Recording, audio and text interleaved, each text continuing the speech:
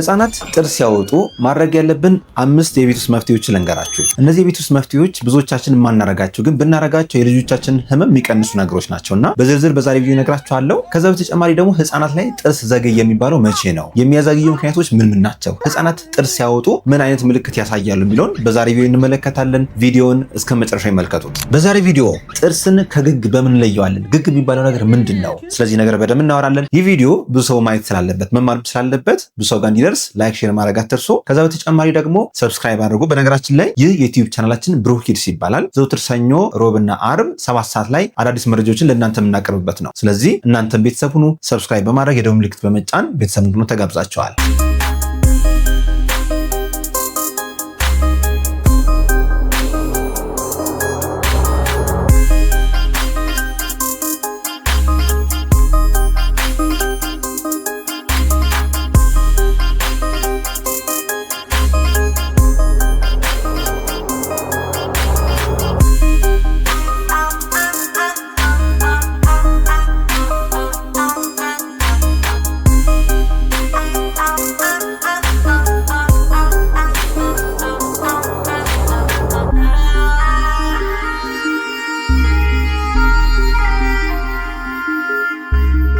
ህፃናት በአማካኝ ከ6 ወር እስከ 8 ወር ባለው ጊዜ ብዙዎቹ ጥርስ ማብቀል ይጀምራሉ። ሆኖም ግን ከዛ በፊት ጥርስ የማሳከክ ወይም ደግሞ እጃቸው ወደ ውስጥ የማስገባት ነገር ሊያሳዩ ይችላሉ። ጣታቸውን፣ እጃቸውን ሊያኝኩ ይችላሉ። ልክ በምስሉ ላይ እንደምትመለከቱት እንደዚህ አይነት ባህሪያት ሊያሳዩ ይችላሉ። ይህ ስለሚያሳክካቸውና ዲስኮምፎርት ስለሚኖር ነው። ታዲያ በዚህ ጊዜ ህፃናት ጥርስ ሊያወጡ ሲሉ የሚያሳዩት 4 ዋና ዋና ምልክቶች አሉ። ከነዛ ውስጥ የመጀመሪያው መጠነኛ ትኩሳት ወይም ሎው ግሬድ ፊቨር ሊኖራቸው ይችላል። ሆኖም ግን ከ38 ዲግሪ ሴንቲግሬድ በላይ ከሆነ በተለይ 38.5 እና ከዛ በላይ ከሆነ ግን ከጥርስ ጋር ማገናኘት የለባችሁም። የሆነ ህመም አላቸው ማለት ነው። ህመም ሲባል እንግዲህ የአንጀት ኢንፌክሽን ሊሆን ይችላል፣ ጉፋን ሊሆን ይችላል፣ ቶንሲል ሊሆን ይችላል፣ የጆሮ ኢንፌክሽን፣ ሌሎች ኢንፌክሽኖች ትኩሳት ሊያመጡ ይችላሉ። ስለዚህ ህፃናት ከፍተኛ ትኩሳት ከያዛቸው ጥርስ ነው ብላችሁ መዘናጋት የለባችሁ። ማስመርመር፣ ማሳከም ተገቢ ነው። ሁለተኛው ህፃናት ጥርስ ሲያወጡ የሚያሳዩት ምልክት ዲስኮምፎርት እና መነጫነጭ ወይም የምቾት ማጣት፣ የማሳከክ የህመም ስሜት ብቻ እዛ አካባቢ ያለ ህመም ምልክት ስለሚኖራቸው ንጭንጭ ሊሉ ይችላሉ። የምግብ ፍላጎታቸው ወይም ጡት ፍላጎታቸውም ሊቀንስባቸው ይችላል። ሶስተኛው ምልክት የለሃጭና የምራቅ መዝረክረክ ወይም መብዛት ሊኖራቸው ይችላል። ይህ ተፈጥሯዊ ነው። ህፃናት እንደዚህ አይነት ለሃጭ መብዛት ስታዩ ብዙ ጊዜ ምራቃቸው ሊዝረበረብ ይችላል። ጥርስ ሲያወጡ ያሳክካቸዋል። ያንን ለማከክ ደግሞ እጃቸውን ይከታሉ። ምራቃቸው በጣም ሊበዛ ይችላል። ተፈጥሯዊ ነው። ያ የምራቅ መብዛት ደግሞ የተወሰነውን ስለሚወጡት ያ የዋጡት ምራቅ ደግሞ ተቅማጥ፣ ኃይለኛ ተቅማጥ ሳይሆን ሉዝ ስቱል ሊያመጣ ይችላል። ስለዚህ ሉዝ ስቱል ሎው ግሬድ ፊቨር የሚጠበቅ ነው። ጥርስ ሲኖር እነዚህ ምልክቶች የሚጠበቁ ናቸው ማለት ነው። አራተኛው ምልክትና ብዙ ሰው የማያውቀው ደግሞ ጆሮአቸውን ሊጎትቱ ይችላሉ። በነገራችን ላይ ህፃናትን ጆሮ ሊጎትቱ የሚያደርጉ በጣም ብዙ ምክንያቶች አሉ። ከነዛ ምክንያቶች ውስጥ አንደኛው የጥርስ መብቀል ሊሆን ይችላል። ምክንያቱም እዛ አካባቢ ያሉ የነርቭ ኢንዲንጎች አንዳንዶች ወደ ጆሮ የሚሄዱ ስለሆኑ ሪፈርድ ፔን ይባላል። ጥርሳቸው አካባቢ ያለ ህመም ወደ ጆሮአቸው ይሰማቸውና ጆሮአቸውን የመጎተት የማሸት ነገር ሊኖራቸው ይችላል። አንዳንዴ የጆሮ መጎተት የጆሮ ኢንፌክሽንም ሊሆን ይችላል፣ የኩክ መብዛት ሊሆን ይችላል፣ አለርጂም ሊሆን ይችላል። ሌሎች ብዙ ምክንያቶችም አሉት። ለማንኛውም ጥርስ ሲያወጡ ህፃናት ጆሮአቸውን ሊጎትቱ ይችላሉ። ያ ግን ከፍተኛ ትኩሳት፣ ከፍተኛ መነጫነጭ፣ ማልቀስ፣ ተቅማጥ ከያዘ ግን ህፃናት ጥርስ ብቻ ላይሆን ይችላል። ማስመርመር ተገቢ ነው ማለት ነው። በነገራችን ላይ ከህፃናት ህመም ጋር በተገናኘ ኃይለኛ ትኩሳት ካላቸው፣ ተቅማጥ፣ ትውከት ካላቸው ህክምና ከፈለጋችሁ የ24 ሰዓት አገልግሎት በብሩክ ኪድስ ልዩ የህፃናት ክሊኒክ እየተሰጠ ይገኛል። በዚህ ክሊኒክ የተሟላ ላቦራቶሪ አልትራሳውንድም ይገኛል። ህክምና ምርመራ ከፈለጋችሁ ከታች ባሉ ስልኮች ደውላችሁ በአካል መምጣት ትችላላችሁ። ክፍት የስራ ቦታ ለካሽርና እንግዳ ተቀባይ ባለሙያዎች። ብሩክ ኪድስ ልዩ የህፃናትና ታዳጊዎች ክሊኒክ ልምድ ያላቸውን ካሽርና እንግዳ ተቀባይ ባለሙያዎችን አወዳድሮ መቅጠር ይፈልጋል። ብዛት 2፣ ጾታ ሴት፣ የስራ ልምድ በአገልግሎት ሰጪ ተቋማት በካሽርነት 1 ዓመትና ከዛ በላይ ልምድ ያላት በክሊኒክ ወይም በሆስፒታል የሰራች ቢሆን ይመረጣል። ካሽ ሬጂስተሪ ማሽንን በትክክል መጠቀም የምትችል በቂ ክህሎት ያላት፣ የማታ ስራ ወይም የአዳሪነት ስራን ለመስራት ፈቃደኛ የሆነች፣ በአካውንቲንግ ወይም ተያያዥ ትምህርት ዘርፍ ዲፕሎማ ወይም ዲግሪ ያላት፣ ታካሚዎችን በትዕግስትና በፍቅር ማስተናገድ የምትችል፣ የተጣራ ደሞዝ 8000 ብር በተጨማሪ የማታ ስራ ጥቅማጥቅም ዲዩቲ ተጨማሪ ክፍያ ይኖረዋል። የስራ አድራሻ አዲስ አበባ ጦር ኃይሎች አጉስት አካባቢ ነው። የስራ ቦታው ብሩክ ኪድስ ልዩ የህፃናትና ታዳጊዎች ክሊኒክ። አመልካቾች ሲቪያቸውና ፎቶቸውን ከታች ባስቀመጥነው ቴሌግራም ሊንክ ላይ መላክ ይችላሉ። ወይም ቴሌግራም ላይ @ብሩክ ኪድስ ክሊኒክ ብለው እዛ ላይ ሲቪያቸውን አታች ማድረግ ይችላሉ። ስለዚህ ህፃናት ጥርስ ሲያወጡ የሚሰማቸውን ዲስኮምፎርት፣ መነጫነጭ፣ ትኩሳት እንዴት ኮንትሮል ማድረግ እንችላለን? ምን አይነት የቤት ውስጥ መፍትሄዎች አሉ የሚለውን ልንገራችሁ። የመጀመሪያውና ቀላል ወሳኝ የሆነ ዘዴ የነጠላ ቅዳጅ ወይም ጨርቅን ውሃ ውስጥ ነክሩና ፍሪጅ ውስጥ ታስቀምጡታላችሁ። የበረዶ ቤት ማለት ነው። በረዶ ሳይሰራ በደንብ ከቀዘቀዘ በኋላ በሱ ማሳጅ ማድረግ፣ ጥርሳቸውን በውስጥ በኩል ድዳቸውን በደንብ ማሳጅ ማድረግ። ይህን ማሳጅ ስታደርጉ የቅዝቃዜ ቅዝቃዜው ኢፌክት ነምብ ያደርገዋል ወይም ደግሞ ያደነዝዘዋል። የሚያሳክካቸውን የሚያማቸውን ቦታ ያደነዝዝላቸዋል። በዛ ምክንያት ዲስኮምፎርታቸው ሙሉ ለሙሉ ማስወገድ ትችላላችሁ ማለት ነው። እዚህ ጋር ማወቅ ያለባችሁ ነገር ከፍተኛ የሆነ በረዶ የያዘ ነገር ግን መጠቀም የለባችሁም። በረዶ የያዘው ነገር ህመም ሊያስከስትባቸው ይችላል። ከዛ በተጨማሪ ደግሞ የበረዶ ፍርክስክስ እያለ ሊወጋቸው ስለሚችል በረዶ የያዘ ጨርቅ አትጠቀሙ። በደንብ የቀዘቀዘ ጨርቅ ግን እንደ ማሳጅ መጠቀም ትችላላችሁ። ሁለተኛው መፍትሄ ደግሞ ጣታችሁን ተጠቀሙ። ያ ማለት እጃችሁን ትታጠባላችሁ። በሳሙና ከታጠባችሁ በኋላ ጣታችሁን ውስጥ እያስገባችሁ ድዳቸው ማከክ ስታኩላቸው የሆነ ሪሊፍ ይሰማቸዋል። የማሳከክ ስሜቱና ዲስኮምፎርቱን ማሳጅ በማድረግ መቀነስ ይቻላል። ሶስተኛው ዘዴ ደግሞ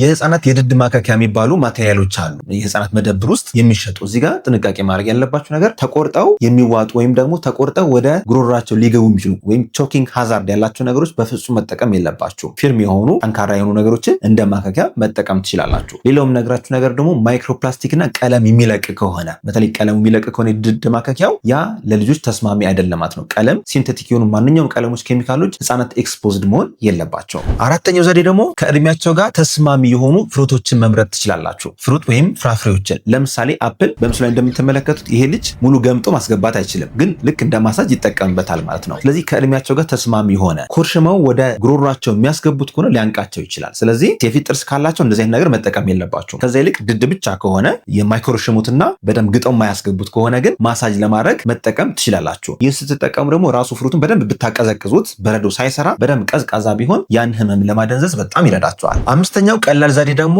እሽሩሩ ማለት ወይም ከድሊንግ፣ መነካካት፣ ማባበል፣ ከነሱ ጋር መሆን ያ በራሱ ኢሞሽናል ሴኪሪቲ እንዲሰማቸው የነሱ ዲስኮምፈርት ሲኖር የእናንተ እዛ ጋር መኖር ወይም ማባበል ለነሱ ትልቅ ቫልዩ አለው። በነገራችን ላይ የህፃናትን ማልቀስ የህፃናትን ዲስኮምፈርት ኢግኖር ማድረግ የለብንም። በተለይ ከአንድ ዓመት በታች ያሉ ህፃናት ባለቀሱ ሰዓት ቶሎ ሪስፖንድ ማድረግ ይኖርባቸዋል። ህፃናት ሲያለቅሱ ኢግኖር ማድረግ በፍጹም የለብንም። ህፃናት ባመማቸው ወቅት ወይም በሚያለቅሱ ሰዓት ላይ ኢግኖር ስናደርጋቸው ሴፍቲ አይሰማቸውም ወይም ኢሞሽናል ሴኪሪቲያቸው እየቀነሰ ይመጣል። ያ ማለት ሰው ይወደኛል፣ የሆነ የሚንከባከበኝ ሰው አለ የሚል ፊሊንግ ውስጣቸው አይሰማቸው። ስለዚህ ህፃናት ባለቀሱ ሰዓት ዲስኮምፈርት ባላቸው ሰዓት ቶሎ ሪስፖንድ አድርጉላቸው፣ አባብሏቸው። በዛም ህመሙን ማስረሳት ወይም ካልም ማድረግ ትችላላችሁ። ሌላው ያልነገርኳችሁ ነገር ደግሞ ፓሲፋየር መጠቀም ትችላላችሁ። ፓሲፋየር አሁንም አቀዝቅዛችሁ ቀዝቃዛ ቦታ አስቀምጣችሁ በፓሲፋየር ወይም የእንጀራ እናት ማለት ነው ፓሲፋየር በሱ በደንብ ማሳጅ ማድረግ ህመማቸውን ሊቀንስላቸው ይችላል። እዚህ ጋር አንድ መጠንቀቅ ያለባችሁ ነገር ፓሲፋየር በአግባቡ በጥንቃቄ በንጽህና የምንጠቀመው ከሆነ ብዙ ጥቅሞች አሉት። ህመም ይቀንስልናል፣ ዲስኮምፈርት በጣም ይቀንስላቸዋል። እንዲሁም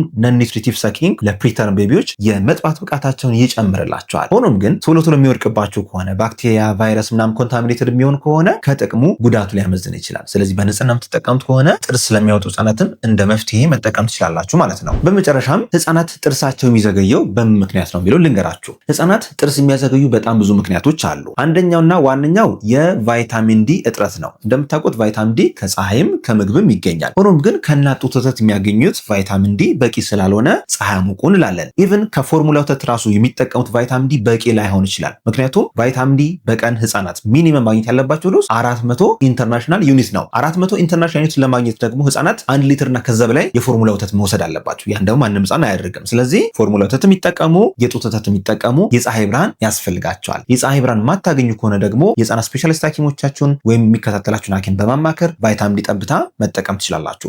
የመጀመሪያው ጥርስ የሚያዘገይብን የቫይታሚን ዲ ጥናት ነው። ቫይታሚን ዲ ሲያንስ ደግሞ ካልሽየም ያንሳል። ካልሽየም ካነሰ ደግሞ የአጥንት የጥርስ እድገታችን የዘገየ ይሆናል ማለት ነው። ሁለተኛው ጥርስ ሊያዘገይ የሚችለው ችግር ደግሞ የሆርሞን ችግሮች ካሉ በተለይ ሃይፖታይሮይዲዝም የታይሮይድ ሆርሞን መቀነስ ወይም ፓራታይሮይድ ሆርሞን የሚባለው የሱ መቀነስም ካለ ይህም የጥርስ መዘግየት ሊያስከስት ይችላል ይላል። ሶስተኛው ምክንያት ደግሞ በቤተሰብ ወይም በተፈጥሮ ቀስ ብለው ጥርስ የሚያወጡ ህጻናት አሉ። ያ አደጋ አይፈጥርም። በነገራችን ላይ ጥርስ ዘገየ የምንለው ዲፊኒሽኑ ወይም ትርጓሜው ከ13 ወር በኋላ ከቆየ ነው። ያ ማለት 1 ዓመት ከ1 ወር በላይ ከቆየ ጥርስ ዘገየ እንላለን ወይም ዲሌድ ቲዚንግ አለ እንላለን። ያንን ስናይ ሁልጊዜ የህመም ላይሆን ይችላል፣ ሁልጊዜ የሆርሞን ችግር ላይሆን ይችላል። በአቅራቢያችሁ ባለው የህፃናት ሐኪም ጋር ቀርባችሁ ማማከር ትችላላችሁ። በነገራችን ላይ ከዚህም ጋር በተገናኘ የቫይታሚን ዲ፣ የካልሽየም፣ የአይረን የመሳሰሉትን ምርመራዎች የታይሮይድ ሆርሞን ምርመራዎች ከፈለጋችሁ ብሩኪድስ ልዩ የህፃናትና ታዳጊዎች ክሊኒክ ዘመናዊ የሆነ የላቦራቶሪ ማሽን አለን። ክሊያ የሚጠቀም ክሊያ ማለት ከፍተኛ የሆነ ቴክኖሎጂ ቫይታሚን ዲ ዲቴክት ለማድረግ ታይሮይድ ሆርሞኖችን ዲቴክት ለማድረግ የተሻለ የሚባለውን ቴክኖሎጂ የሚጠቀም የሆርሞን ማሽን አለን። በዛ ምርመራ ማድረግ ትችላላችሁ። አራተኛው ጥርስ ሊያዘገይ የሚችለው ነገር ደግሞ ጄኔቲክ ሲንድሮሞች ወይም ደግሞ የዘረመል ለውጦች ካሉ ለምሳሌ ዳውን ሲንድሮም ሊሆን ይችላል። ሌሎች ሲንድሮሞች በጣም ብዙ አይነት ሲንድሮሞች አሉ በህክምና የሚታወቁ። እነዛ የዘረመል ለውጦች እያንዳንዳቸው ጥርስ እንዲዘገይ ሊያደርጉ ይችላሉ። ሌሎችም አሉ ዲስፕሌዣ የሚባሉት ብዙ አይነት ዲስፕሌዎች፣ ስኬለታል ዲስፕሌዎች አሉ። እነሱ በሙሉ የጥርስ መውጣትን ሊያዘገዩ ይችላሉ ማለት ነው። በመጨረሻም ስለ ግግ እናውራ እስኪ። ግግ የሚባለው ነገር ምንድን ነው? ብዙ ሰዎች ግግ ማለት ውስጡ የበቀለ ትል ነገር አለ ብለው ያስባሉ። በጣም ስለሚነጫነጩ ምግብ ስለማይበሉ ተፈልፍሎ መውጣት አለበት ይላሉ። በተለይ ክፍለ ሀገር ላይ ይሄ በጣም የተለመደ ነገር ነው እና አሁን አዲስ አበባም እንደዛ እሰማለሁ። ታካሚዎች እየመጡ ውስጥ ትል አለ ወይ ብሎ ይጠይቁኛል። ትል የሚባል ነገር የለም ጭራሽ። ግን ሰው ፈልፍሎ ጥርሱን ሲያወጣው ነጭ ነገር ያያል። ነጭ ነገር ሁሌ ትል ይመስላቸዋል። ስለዚህ ያን ነው ግግ እየበላው ነው ግግ መውጣት አለበት የሚሉት እሱን ነው። ስለዚህ ግግ ማስቧጠጥም ሆነ መፈልፈል ተገቢ አይደለም፣ የቀረ ባህላዊ ጎጂ ድርጊት ነው እና እሱ ነገር በፍጹም ማድረግ የለባችሁም። እውነት ነው ህፃናት ጥርስ ሲያወጡ ሊነጫነጩ ይችላሉ። እንዳልኳችሁ ምግብ ፍላጎታቸው ይቀንሳል፣ ትኩሳት ይኖራቸዋል፣ የተወሰነ ተቅማጥ የሚመስል ነገር ሊኖራቸው ይችላል። ሆኖም ግን ትኩሳቱ በጣም ከፍተኛ ከሆነ ተቅማጡ በየቀኑ የሚኖር ከሆነና ትውከት አብሮ ካለው ህመሙ እየጨመረ ከሄደ ግን እሱ ጥርስ አይደለም፣ ሌላ ነገር ሊኖር ይችላል እና ምርመራ ማድረግ ይኖርባቸዋል። ሌላውም ነገራችሁ ነገር ህፃናት ጥርስ ሲያወጡ ነገሮችን ወደ አፍ የመክተት ባህሪ ያላቸው ተፈጥሯዊ ነገሮችን ለማኘክ ማሳጅ ለማድረግ ይሞክራሉ። በዛን ወቅት ባክቴሪያም ቫይረስም ከአካባቢያቸው ሊገባ ይችላል። እሱ ደግሞ ሆዳቸውን ያሳምማል፣ ተቅማጥ ትውከት ሊያስከስትባቸው ይችላል እና እሱም መታከም አለበት እንጂ አይ ጥርስ ነው ብላችሁ ከተዋችሁት ልጆቻችሁ በጣም ሊጎዱ ይችላሉ። ዲሃይድሬሽን ወይም የሰውነት መድረቅ ውስጥ ሊገቡ ይችላሉ፣ ሾክ ውስጥ ሊገቡ ይችላሉ። እሱ ደግሞ አደጋ ይኖረዋል። እነዚህ ምልክቶች ካስተዋላችሁና ምልክቶቹ እየጠነከሩ ከሄዱ ግግ ነው ጥርስ ነው ምናምን እያላችሁ ባትዘናጉ መልካም ነው። ለዛሬ ያለኝ መረጃ ይህን ይመስላል። መረጃውን ከወደዳችሁት ላይክ አድርጉ። ሀሳብ አስተያየት ካላችሁ ወይም ያልገባችሁ ነገር ካለ ስለ ህፃናት ጥርስ የምትጠይቁት ጥያቄ ካለ ከታች ኮሜንት ላይ አስፍሩልን። ሁሉንም በተቻለ መጠን መልስ ለመስጠት እንሞክራለን። ዶክተር ፋሲል ነኝ፣ የህፃናት ስፔሻሊስት ሐኪም ከብሩክ ኪድስ ልዩ የህፃናትና ታዳጊዎች ክሊኒክ። መልካም ጊዜ